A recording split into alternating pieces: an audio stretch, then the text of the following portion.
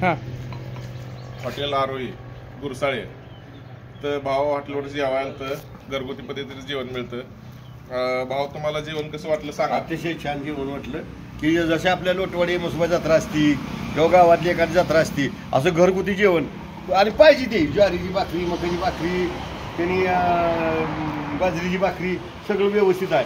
चांगल्या पद्धतीचा तांदूळ सुद्धा वापरला त्यांनी अतिशय चांगलं व्यवस्थित वाटलं आणि पीस अगदी व्यवस्थित रस्सा आहे ही खरंच घरगुती रस्सा आहे आणि बोकड कापून त्याचं मटण शिजवलं जातं तिथं।